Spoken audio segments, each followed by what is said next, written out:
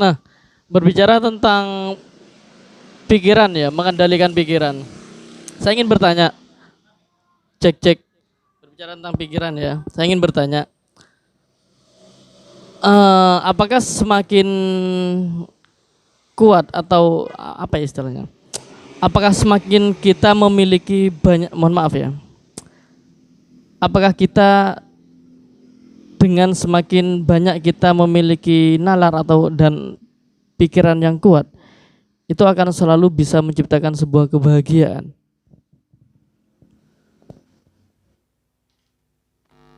Apakah semakin kita memiliki nalar kuat, nalar kita tinggi, kita itu akan berpotensi untuk menciptakan kebahagiaan itu? Sebagaimana prinsip yang saya sampaikan tadi dari konsep filsafat stoikisme atau dari Marcus Aurelius tadi,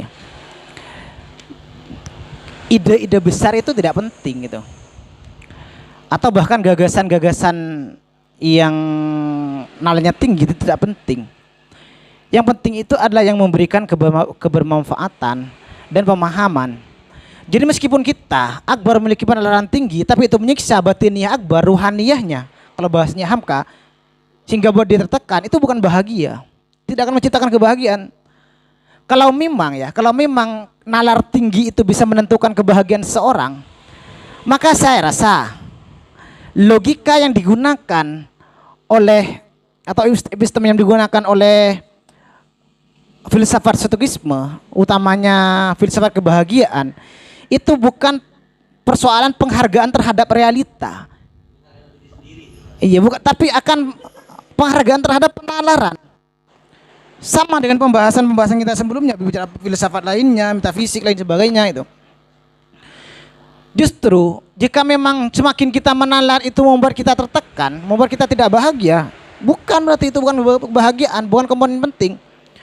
Yang dimaksud kualitas pikiran ya, yang dimaksud kualitas pikiran itu bukan kemampuan nalar kita yang mampu menalar secara mendalam. Tidak.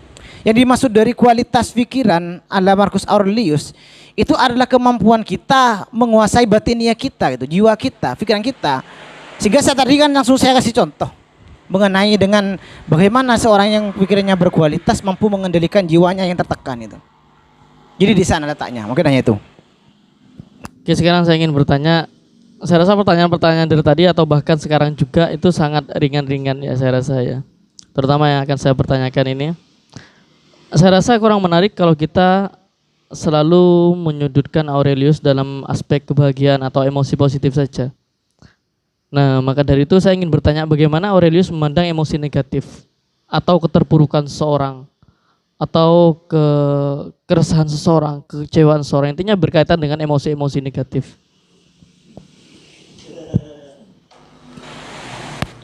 Cek. Yang lain tidak ada yang menanggapi?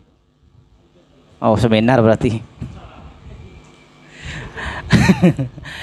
Jadi bagaimana dia itu memandang hal yang sifat apa itu emosional, emosi negatif, hal ketekanan. Yang dimaksud emosional yang negatif bagi Aurelius itu tadi yang disebutkan oleh Kak Haki, seperti kesedihan, kegelisahan, dan kegelisahan, kita merana lain sebagainya, itu adalah emosional negatif bagi atau komponen negatif yang ada pada diri kita. Dan apa untuk bagaimana dia memandangnya? Dia tuh bahkan mengatakan bahwasanya kemampuan seseorang mampu menutupi hal demikian dengan bahagia, dia itu menghilangkan komponen emosional negatif itu justru adalah kebahagiaan. Makanya atau itu bahkan kebajikan itu sendiri. Aurelius bahkan mengatakan tidak selamanya kebahagiaan itu selaras dengan kebajikan perseptif kita gitu. Karena kebahagiaan yang utuh saat kita mampu mengeliminasi seperti emosional negatif itu, kesedihan, yang semuanya itu sebenarnya berangkat fokus utamanya itu ketidakmampuan kita itu menguasai pribadi kita. Apa yang tidak yang bukan persoalan kita, kita coba ikut-ikutan. Apa yang sudah tidak mampu kita pikirkan, apa yang sudah bukan lagi bidangnya kita sok ikut-ikutan gitu loh. Jadi mungkin hanya itu di saya. Teman-teman mungkin yang lain ada yang menanggapi, menambah, menyanggah? Di sini saya menemukan ada dua pandangan antara perspektif klasik atau kuno ya, terutama dalam Stoik dengan perspektif modern zaman sekarang. Nah, jadi kalau kata klasik atau masa-masa kuno seperti halnya zaman Stoik itu beranggapan bahwasanya yang menjadi penghalang dari kebahagiaan seseorang itu adalah adanya emosi negatif, dan emosi negatif ini adalah sebuah toksik atau racun ya. Jadi kita perlu hilangkan. Itu anggapan Stoik yang saya tangkap.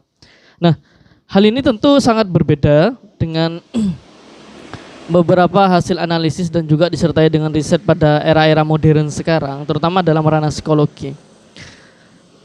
Sebenarnya untuk menciptakan kebahagiaan kita itu yang terpenting itu adalah berdamai dengan diri kita terutama ya. Nah, lebih spesifik lagi kita perlu berdamai dengan emosi negatif. Nah, bukan berarti emosi negatif itu perlu kita hilangkan ya.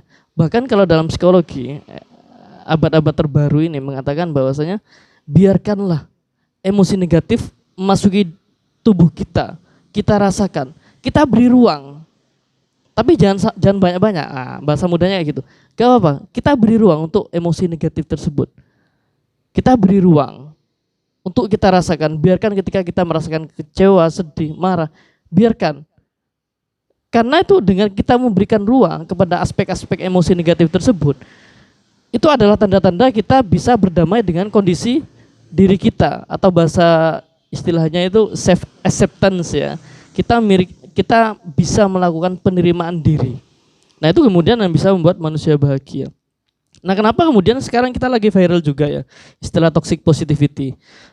Nah, ketika misalnya ada teman kita yang baru putus dengan temannya, dia sedih, dia marah, atau mau lompat ke jurang. Nah, kita mungkin selama ini menganggap ya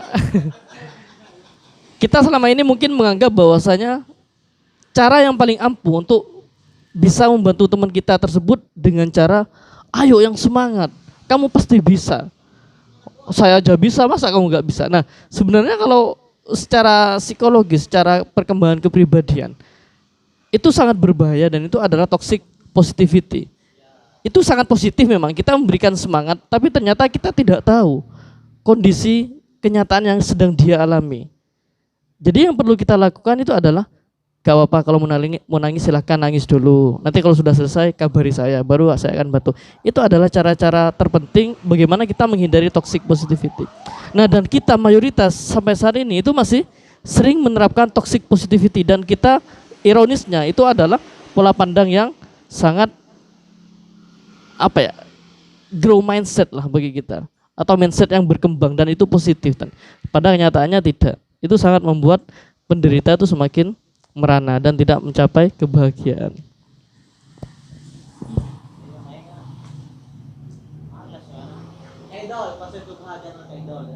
Cek.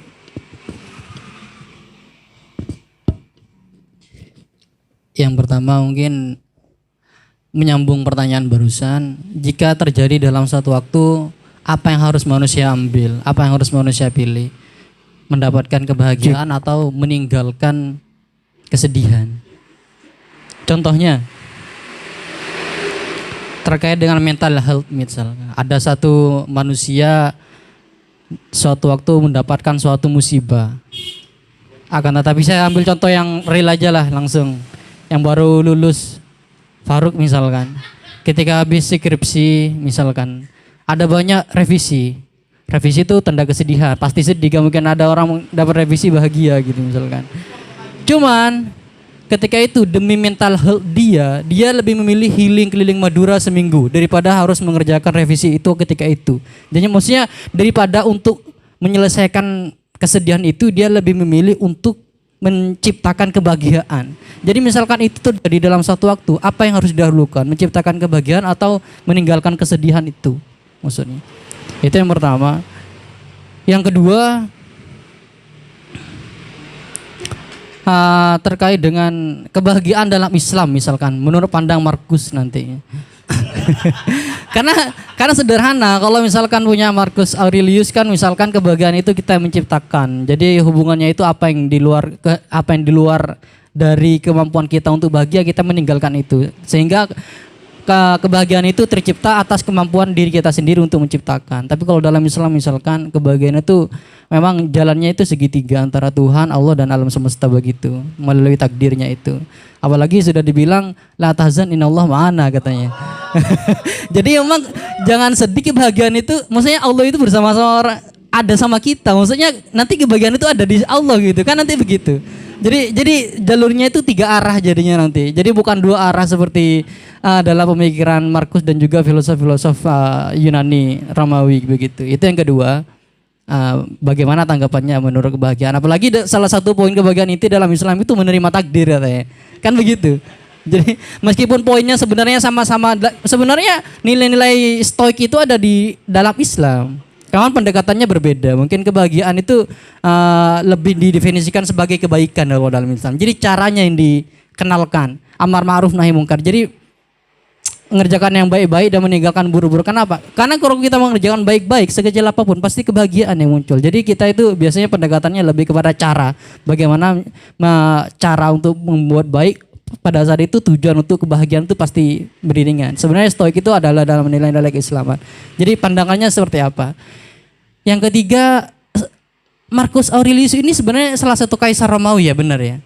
Kalau misalkan dia itu filosof yang memberikan perhatian lebih dalam kebaikan, pastinya juga cara memimpinnya itu pasti patokannya adalah bagaimana menciptakan kebahagiaan yang banyak atau unitarianisme di masyarakat itu. Saya sebenarnya agak curiga dan agak penasaran bagaimana pola pemerintahannya Marcus Aurelius dengan menggunakan pendekatan seperti itu. Karena dalam buku Il Principe itu punya Niccolo Machiavelli itu, sebenarnya pemimpin itu tidak boleh menjadi orang yang baik kepada rakyatnya, tidak boleh menciptakan kebahagiaan pada rakyatnya. Karena begini, ketika pemimpin itu menciptakan kebahagiaan bagi rakyatnya, itu akan sangat mudah sekali goyah dan kepemimpinan itu akan mudah sekali turun, gitu. Karena pola pikir manusia itu lebih cenderung mengingat keburukan daripada kebaikan. Jadi kalau pemimpin menciptakan 10 kebaikan dan pada saat itu setelah itu dia menciptakan 1 keburukan, dia bisa saja lengser waktu itu. Jadi menurut Niccolo Machiavelli, kita itu lebih mengedepankan bagaimana masyarakat itu patuh, takut kepada pemimpin agar poros kepemimpinan itu bisa berlangsung lebih lama. Makanya saya agak penasaran bagaimana pola kepemimpinan dari Marcus Aurelius dengan menggunakan pendekatan kebahagiaan seperti itu. Cek situ. Ada pertanyaan yang juga sebenarnya sangat menggelitik ya terhadap pikiran kita. Apa yang kita cek.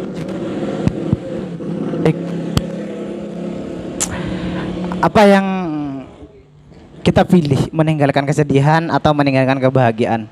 Yang ini juga akan menjadi jawaban dari bagaimana sih Marcus Aurelius itu memimpin dari kerajaan Romawi kuno, di kerajaan Romawi pada saat itu ya. Oke. Apa yang dipilih, meninggalkan kesedihan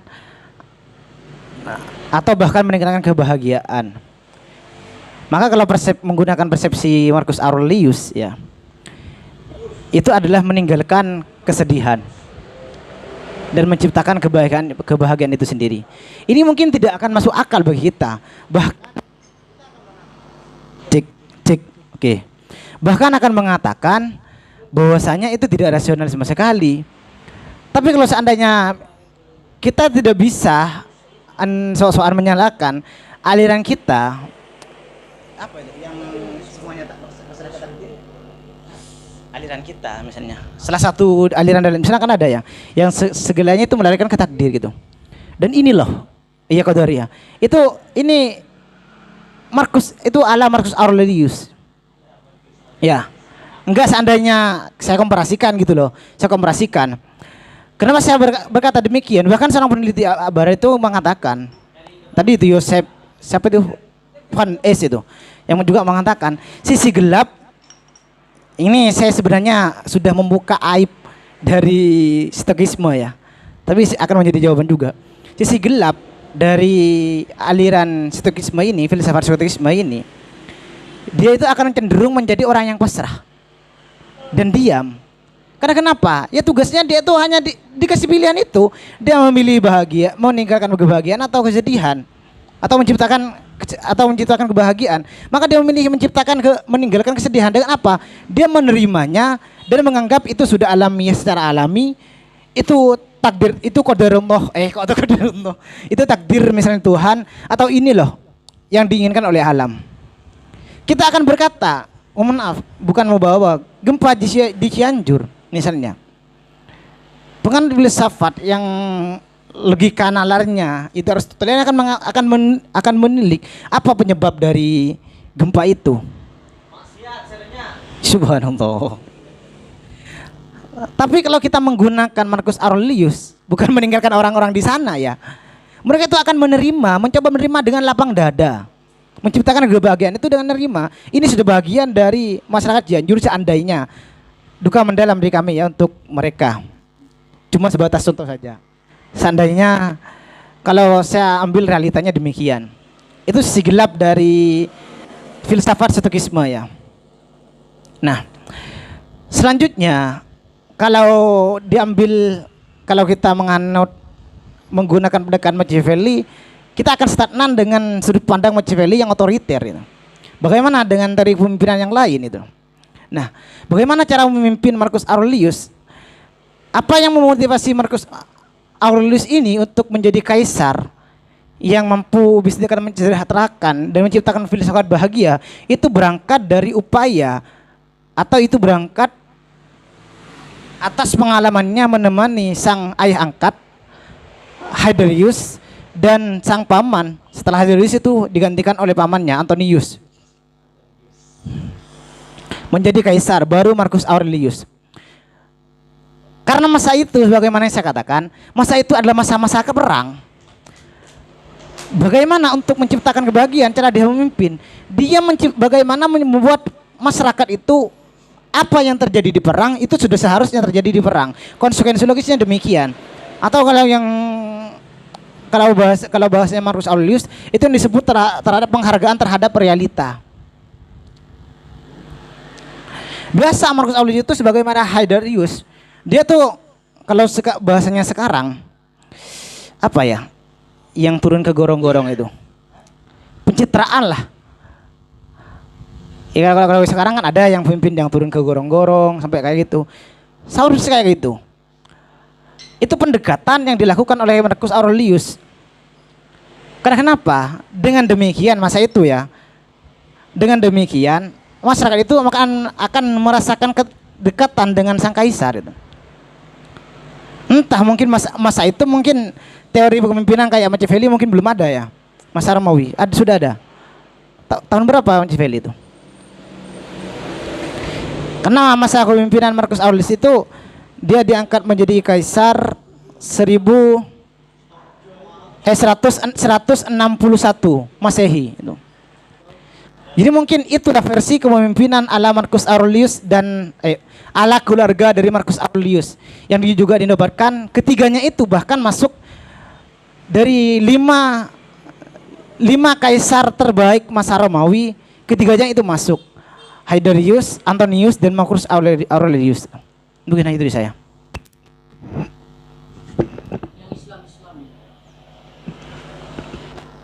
Yang Islam gimana kak? Takdir.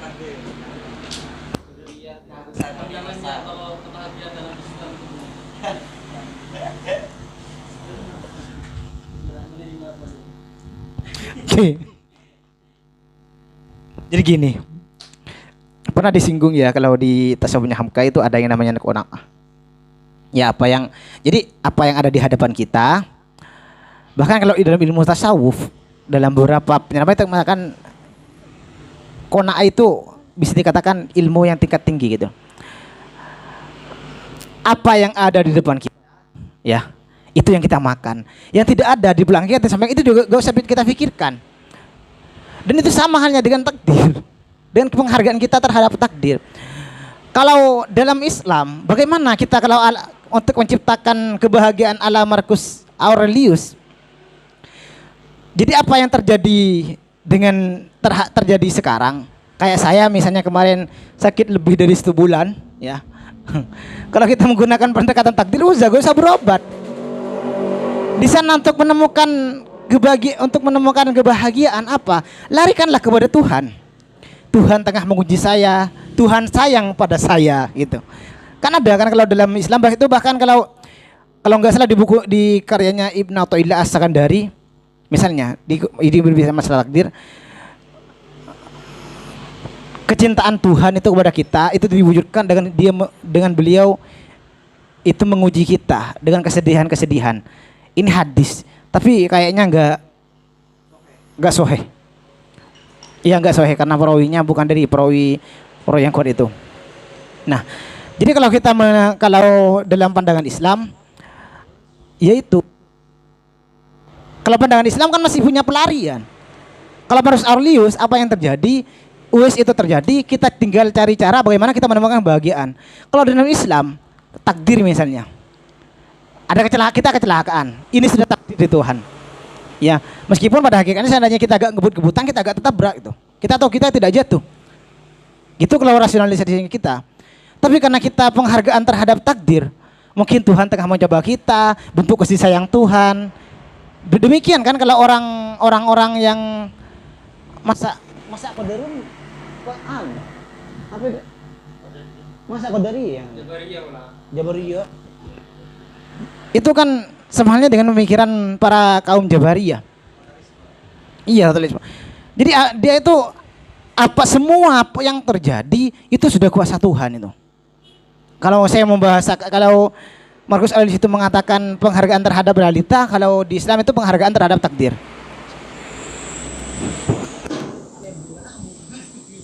Cek.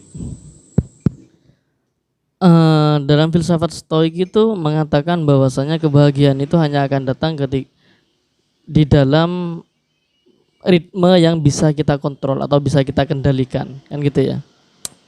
Namun pada dasarnya kita pada zaman sekarang itu sering menggantungkan kebahagiaan tersebut kepada orang lain, yang konsekuensinya akan kita terima itu adalah sebuah kekecewaan. Nah kan logika berpikirnya seperti itu. Nah, lantas bagaimana kalau kita menggantungkan kebahagiaan tersebut kepada takdir misalnya, terutama kepada Tuhan Sang Pencipta misalnya. Itu kan sama halnya dengan bagaimana kita menggantungkan kebahagiaan kepada pihak lain dan yang tidak bisa kontrol. Akhirnya kita tidak mendapatkan kebahagiaan tersebut, malah kita bisa membuat diri kita kecewa. Gimana kalau menurut itu Aurelius itu? Ribet. Ada yang mau jawab? Ayo biar gak jadi seminar karena. Oke.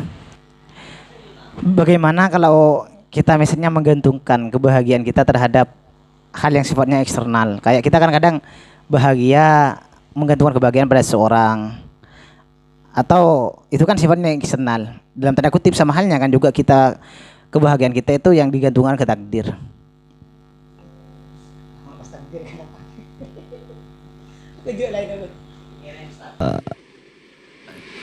Berkaitan dengan apa namanya yang dikatakan oleh Rumi kan ya, perihal kita itu tidak bisa menggantungkan kebahagiaan itu terhadap orang lain, karena memang betul seperti itu.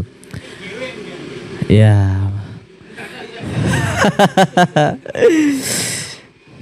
Saya jawab mungkin dari apa yang sudah menjadi pengalaman dari saya pribadi. Ya, ini kan juga bisa sharing-sharing juga.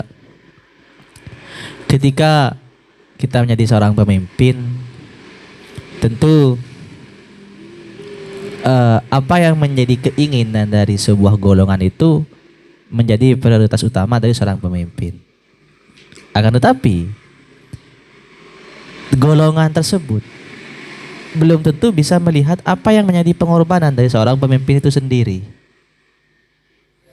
Jadi sudah jelas bahwa memang apa yang menjadi permasalahan, apa yang menjadi apa itu namanya, hal yang mungkin ditangguhkan terhadap orang lain itu tidak bisa, Karena resiko masalah yang kita miliki itu sendiri, resiko yang ada pada diri kita itu sendiri, yang menanggung itu pasti kita sendiri.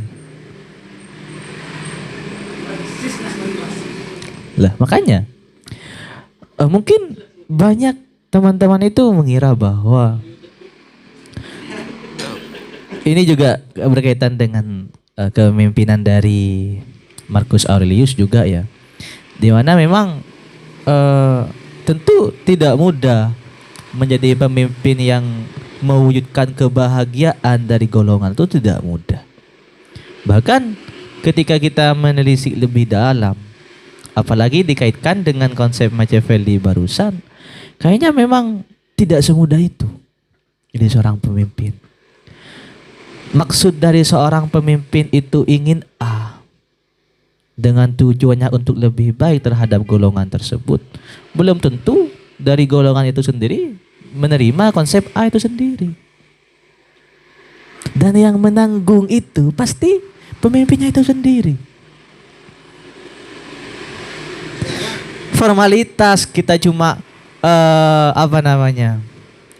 menjadi seorang pemimpin, itu nanti yang menanggung itu badan pengurus harian, tidak seperti itu, Mas. Pasti yang dilihat terlebih dahulu berarti seorang pemimpinnya itu sendiri. Dan mungkin konsep yang dibawakan oleh siapa barusan? Marcus Aurelius menjadi seorang pemimpin dengan pencitraannya. Itu mungkin orang pada masa itu tidak tidak terlalu melihat terhadap hal seperti itu. Hanya saja yang menjadi terhadap pandangan yang dia lihat bahwa Marcus Aurelius seperti itu. Marcus Aurelius itu rela turun gorong, masuk gorong, itu kan. Dan itu dikatakan sudah pemimpin yang baik. Akan tetapi resiko yang ditanggung oleh orang itu sendiri, melainkan masalah yang ditanggung oleh orang tersebut, melainkan apa yang menjadi resiko dari orang itu sendiri.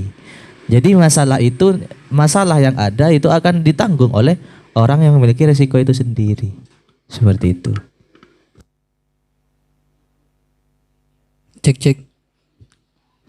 Saya bantu jawab karena ada hubungannya sama pihak kedua. Enggak, kan sebenarnya itu realitanya itu sebenarnya kita tidak pernah menggantungkan kebahagiaan itu kepada di luar apa yang ada di luar dari kita, baik itu orang lain, benda, iPhone dan lain sebagainya misalkan, kalau misalkan barang. Tapi kita itu sebenarnya hanya merespon apa yang terjadi di luar, kita meresponnya secara bahagia. Buktinya kita ketika memiliki hubungan sama orang lain, kita tidak sepenuhnya merasa bahagia gitu. Faruk misalkan suatu malam dia lagi jalan-jalan sama ceweknya, tapi dia merasakan kapan pulang ya, saya pengen main sama anak-anak. Berarti dia tidak bahagia waktu itu. Jadi kita itu sebenarnya tidak pernah meletakkan kebahagiaan itu ada di luar diri kita. Kita hanya merespon apa yang terjadi di luar, kita bahagia. Tapi realitanya ketika penyesalan itu pasti datangnya dari luar. Gak mungkin kita tiba-tiba nangis. Orang gila kita. Kita itu pasti merespon apa yang di luar terjadi, kita cenderung merespon hal kesedihan itu pasti dengan sesuatu hal yang negatif. Part awal-awalnya pasti. Setelah itu kita bahagia itu di luar cerita. Jadi bagi saya saya tidak menemukan suatu relasi sebenarnya bagaimana kita menempatkan. Nah, itu menyambung kepada sebenarnya kita tuh tidak pernah meletakkan kebahagiaan adalah dalam takdir. Karena kebahagiaan itu karena konsepnya adalah tercipta. Tapi kalau kesedihan itu diciptakan. Sehingga kesedihan itu diciptakan dari luar sehingga sampai ke diri kita sendiri. Bagaimana kita merasa sedih dan sebagainya. Tapi kesenangan itu kita menciptakan. Kita bisa tiba-tiba senang, tapi kita tidak bisa tiba-tiba sedih, begitu. Bisa kita tiba-tiba senang karena ngapa-ngapain kok menikmati hidup gini-gini tiba-tiba senang. Tapi kita tidak bisa tiba-tiba sedih tanpa ada hal yang mempengaruhi dari luar, baik melalui barang, baik melalui manusia, begitu. Saya ingin bertanya kemudian begini, bagaimana suatu kebahagiaan itu dilalui melalui cara-cara yang tidak baik atau tidak bahagia, misalkan. Bagaimana cara meresponnya? Misalkan contohnya saya menemukan kebahagiaan ketika saya mabuk misalkan. Tapi ketika mabuk itu banyak kejadian tercela terjadi ketika mabuk. Saya mukul, saya memperkosa, saya apa karena kehilangan kesadaran dan lain sebagainya. Nah, seperti misalkan seperti kalau misalnya dari cekcok dalam rumah tangga, saya ceraikan kamu padahal ketika mabuk ketika hilang sadar, bagaimana merespon itu? Karena emang tadi apa itu juga ada relasinya terkait dengan manusia yang punya sifat alamiah bebas itu. Sehingga bagaimanapun caranya yang penting tujuannya adalah bahagia atau seperti apa sebenarnya?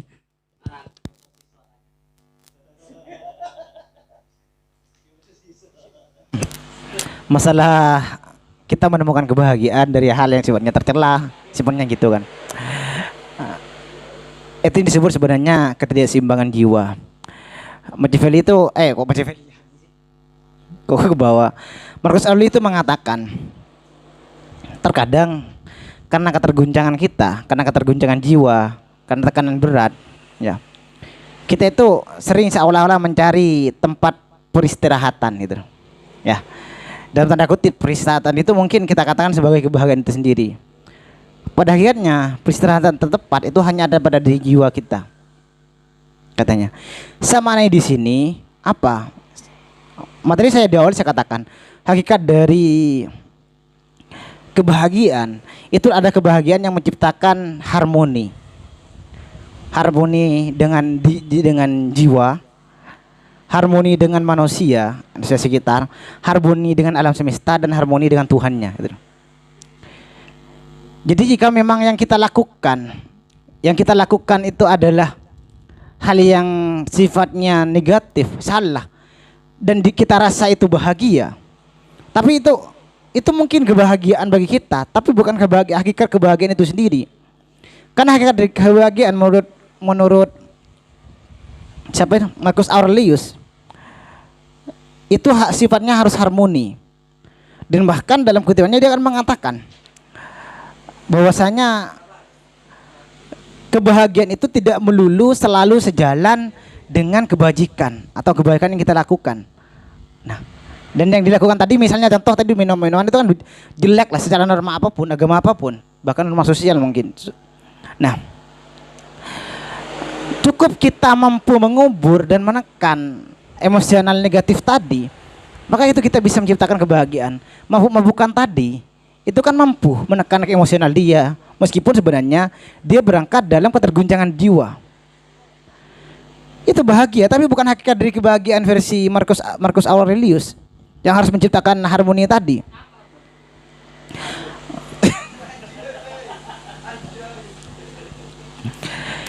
Jadi kalau saya memaknai harmoni itu, kalau seandainya apa ya untuk membahasakannya itu,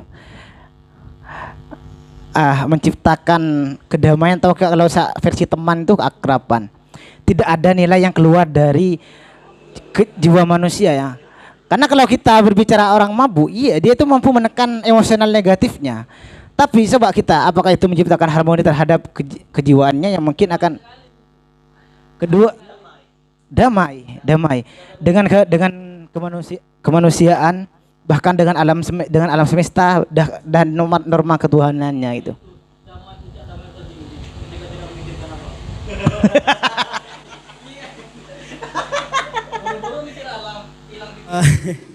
Gimana itu Kak Dol? Lantas semisal kebahagiaan itu tercipta dari hal yang tidak baik lah ya.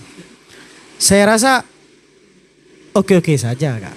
Karena dalam salah satu literatur itu Mehdi Negostin ternyata dulu itu yang menjadi penyebab salah satu orang-orang anggaplah yang menjadi imam itu tidak diperbolehkan minum itu ketika malam Jumat toh.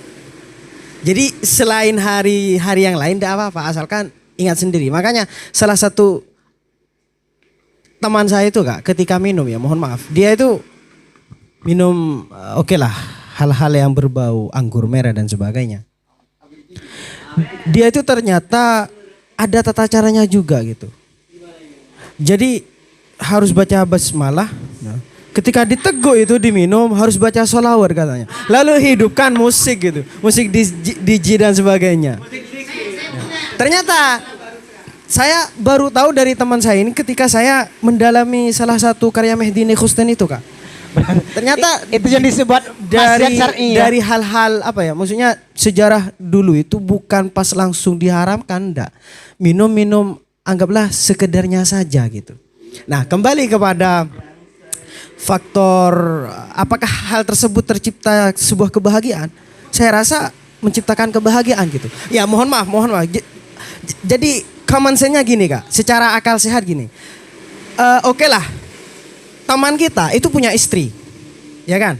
Nah, sedangkan yang jomblo-jomblo itu tidak punya istri. Mohon maaf, ketika melangkah ke sewa cewek itu kan berbahaya, Kak. Makanya yang dianjurkan itu adalah anggur merah. Jadi seperti itu, untuk menghangatkan badan. Hanya untuk menghangatkan badan gitu. Bukan langsung ya micet dan sebagainya, enggak. Itu enggak apa?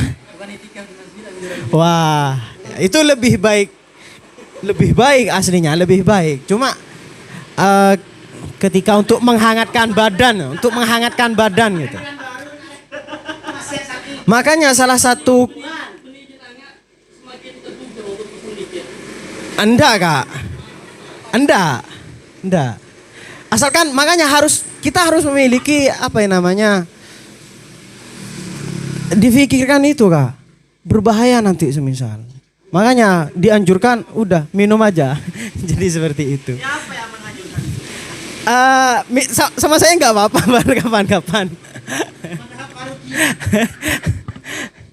Karena agak repot, Kak, apalagi persoalan kebahagiaan itu memang. Karena salah satunya memang sesuai dari sebagaimana yang sudah disampaikan Marcus Aurelius itu.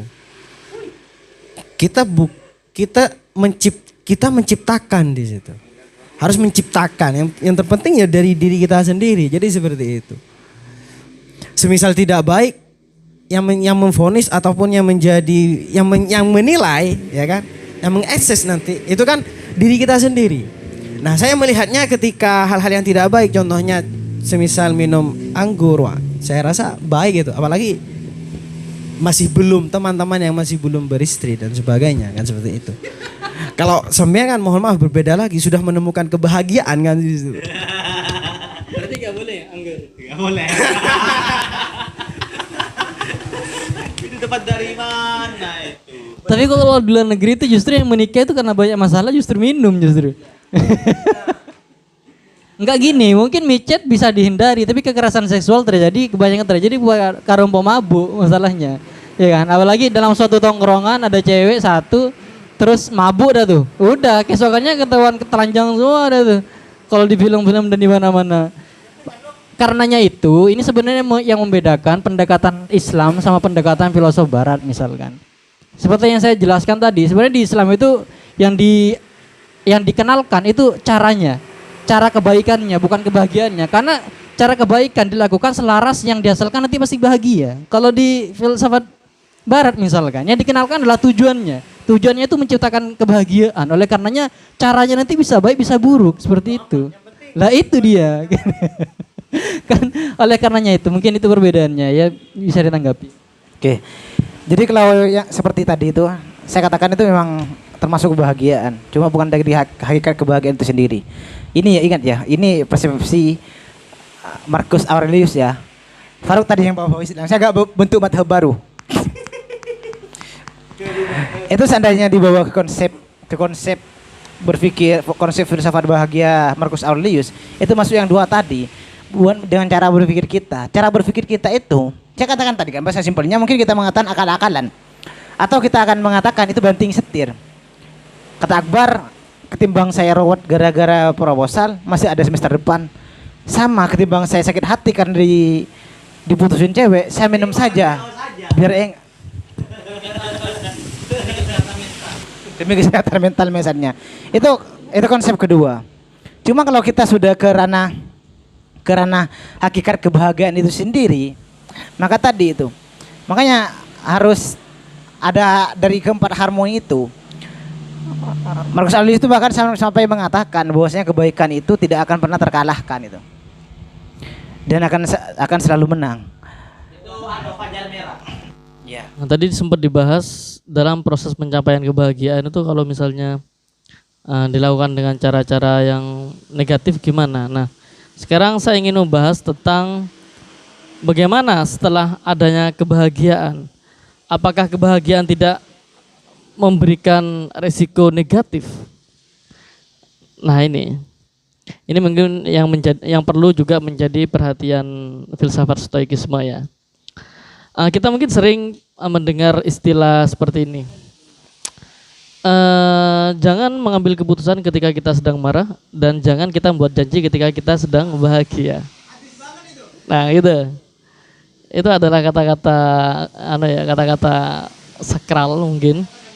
Nah, itu kan menunjukkan bahwasanya terkadang kebahagiaan itu tidak selalu memberikan atau menawarkan segala sesuatu yang positif juga, baik kepada diri maupun lingkungan. Seperti kasus tadi. Ketika kita membuat janji, ketika kita sedang berbahagia, kita tidak disarankan untuk membuat janji. Karena ketika kita sedang berbahagia itu kita seolah-olah lupa segalanya. Akhirnya semua bisa kita ambil keputusan, terutama janji. Itu yang pertama ya, dampak konsekuensi yang negatif yang saya rasa dari kebahagiaan. Nah, dan yang kedua ini juga berkaitan dengan filsafat stoik. Orang-orang menganggap filsafat stoik ini juga sebagai filsafat bodoh amat. Sering mendengar istilah itu ya. Nah, filsafat bodoh amat kenapa kok dianggap sebagai filsafat bodoh amat? Karena dalam stoikisme itu mengajarkan bahwasanya kita tidak perlu mereken, kita tidak perlu memedulikan ucapan-ucapan orang lain karena itu bisa berbahaya terhadap proses penciptaan kebahagiaan bagi diri kita sendiri. Nah, itu sebenarnya mungkin dari segi proses penciptaan kebahagiaan itu bagus dan kita semua sepakat bahwasanya itu adalah salah satu cara yang ampuh untuk menciptakan diri kita bahagia. Tapi itu bisa membuat manusia itu juga terlalu apatis atau memiliki ketidakpedulian terhadap lingkungan sekitar. Maka dari itu kemudian banyak orang mengatakan filsafat stoik ini adalah filsafat bodoh amat. Jadi orang-orang tuh seolah-olah ketika tercipta kebahagiaannya dengan cara tidak memedulikan apa yang dikatakan orang, itu seolah-olah dia menganggap itu adalah sebuah strategi ke depan agar kebahagiaan selalu tercipta bagi diri kita. Akhirnya apa? Kita bodoh amat kepada orang lain. Apa yang dikatakan orang Sudah bisa dikatakan sudah dua borok dibuka ya, borok dari stokisme. Tadi itu saya sebutkan kan sisi gelap dari filsafat stokisme itu sendiri. Jadi bagaimana seandainya kebahagiaan itu kita raih, tapi justru itu menciptakan keresahan di masyarakat, masih menjadi penyakit lah kepada masyarakat tersekitar, tekan ke apa itu? Tidak menciptakan tentraman dan sebagainya. Kalau persepsi Marcus Aurelius sebagai filsuf barat, dia tetap akan mengatakan itu kebahagiaan sendiri, tapi bukan hakikat dari kebahagiaan itu sendiri. Itu ketenangan jiwanya. Tapi kalau secara sosial tidak kan, bukan hakikat dari kebahagiaan itu sendiri, karena tidak menciptakan dari keempat harmoni tadi itu. Untuk menciptakan keempat dari harmoni itu pastinya harus tadi itu kebaikan itu tidak boleh terkalahkan misalnya.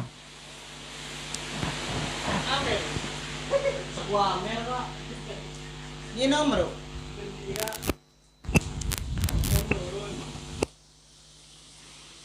Oke.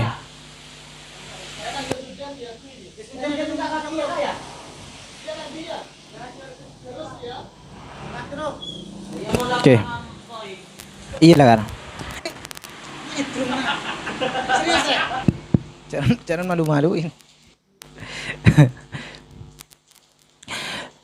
Jadi kalau bagi saya pribadi ya, ujung yang diinginkan dari pemikiran Marcus Aurelius itu kebahagiaan, ya.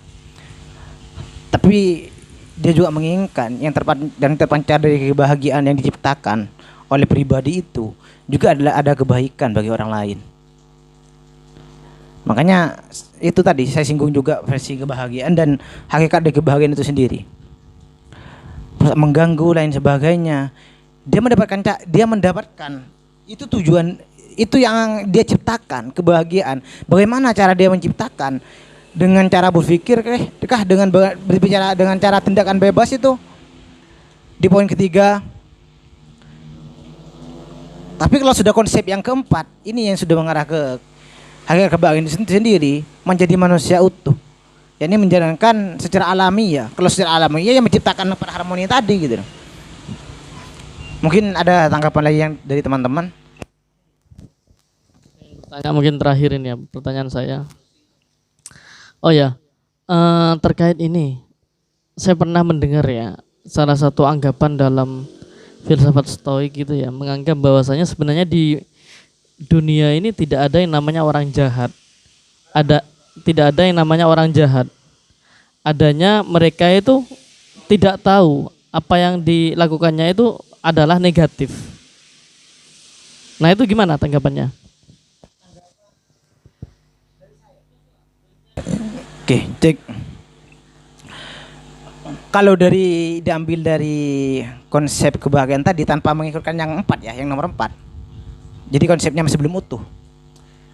Tanpa yang nomor 4 itu menjadi manusia yang alamiah. Itu juga masuk akal. Kan itu tadi. Dia itu yang penting dirinya merasa bahagia, dirinya merasa nyaman, terang jiwanya. Dia terkadang kan bisa dengan tadi mabuk-mabukan pada akhirnya melakukan kekerasan seksual, pada akhirnya merampok gitu. Tapi hakikatnya dia itu tidak mungkin menciptakan ketenangan pada dirinya. Karena ketenangan pribadi itu bagi Marcus Aurelius itu hanya jika itu ada nilai kebaikan di dalamnya. Maka dikokohkan dan dia mengatakan bahwasanya kebaikan itu tidak mungkin terkalahkan. Dan harus selalu dikedepankan itu. Persoalan saya bisa dikatakan iya dan tidak sih kalau ditanyakan mereka tidak tahu. Karena memang terkadang mereka itu hanya untuk mengejar apa yang dia inginkan, menciptakan yang mungkin dianggap itu kebahagiaan dirinya. Jadi di sisi lain sebenarnya bukan nilai atau norma dari hakikat kebahagiaan itu sendiri gitu. Orang yang berbuat kejahatan tadi ada yang sudah merasa nyaman kan, bahkan karena tidak berbuat jahat, kayak Akbar misalnya, tidak membuli, dia sakit perut.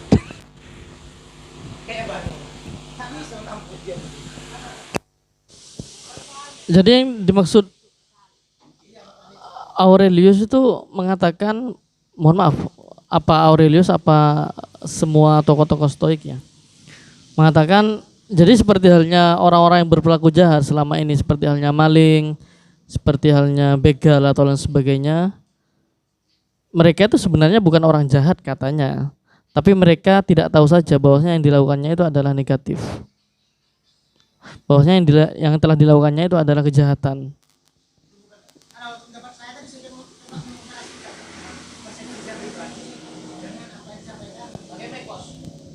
Jadi yang tadi itu bukan sepenuhnya punya Marcus Aurelius ya.